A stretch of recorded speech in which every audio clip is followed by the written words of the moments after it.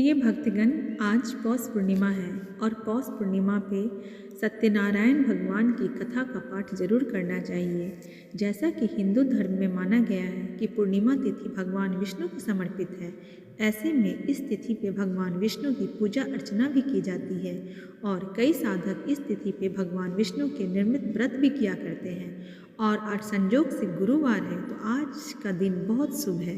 साथ ही पूर्णिमा के दिन सत्यनारायण की कथा पढ़ना या सुनना बहुत ही शुभ माना गया है। हिंदू पंचांग के अनुसार पौष महीने की 25 जनवरी 2024 को इस बार पौष पूर्णिमा पड़ा है और दिन भी गुरुवार है, तो इससे और भला शुभ क्या हो सकता है।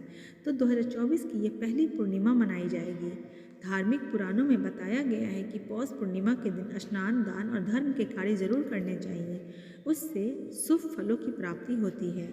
इसके साथ ही विष्णु जी का एक स्वरूप मानकर भगवान सत्यनारायण की कथा जरूर करनी चाहिए।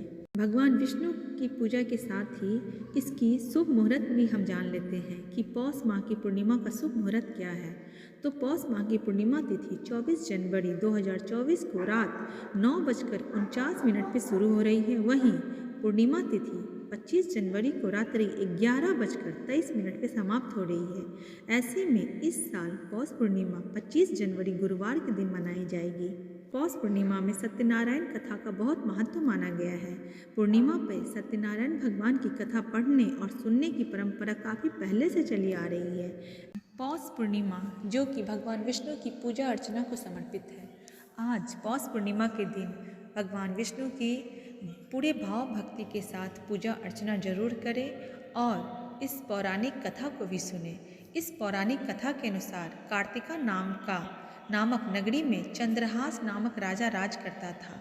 उसी नगर में धनेश्वर नामक एक ब्राह्मण था और उसकी पत्नी अति सुशील और रूपवती थी। घर में धन धान्य आदि की कोई कमी नहीं थी, परंतु उसे एक बात का बहुत दुख था कि उसकी कोई संतान नहीं थी। एक बार गांव में एक योगी आया और उसने उस ब्राह्मण का घर छोड़ के आसपास के सभी घरों में भिक्षा लिया और गंगा किनारे जाकर भोजन करने लगा।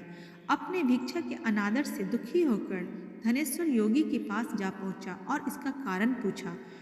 योगी ने इस सवाल का जवाब देते हुए कहा कि हम निसंतान के घर की भीख नहीं लेते, क्योंकि निसंतान के घर की भीख पतितों के अन्न के समान होती है और जो पतितों के घर का अन्न खाता है वह पतित हो जाता है। पतित हो जाने के भय से वह उस ब्राह्मण के घर से भिक्षा नहीं लिया। इसे सुनकर धनेश्वर बेहद दुखी हुआ और उसने योगी से संतान प्राप्ति का उपाय पूछा। यह बात सुनकर योगी ने उसे उपाय बताया। उन्होंने बताया कि तुम माँ चंडी की आराधना करो। इसे सुनकर वह चंडी की आराधना करने के लिए वन में चला गया और नियमित रूप से चंडी की आराधना कर उपवास करने लगा। इससे प्रसन्न होकर माँ चंडी ने 16वें दिन ब्राह्मण को स्वप्न में दर्शन दिया और पुत्र प्राप्ति का वरदान दिया। उन्होंने कहा कि यदि तुम दोनों लगातार 32 पूर्णिमा व्रत करोगे तो तुम्हारा संतान दीर्घायु होगा।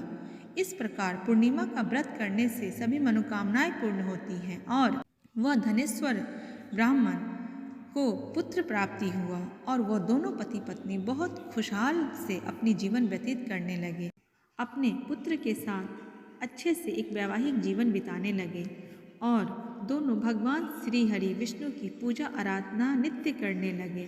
भगवान विष्णु आप सभी की मनोकामनाओं को ऐसे ही पूर्ति करें।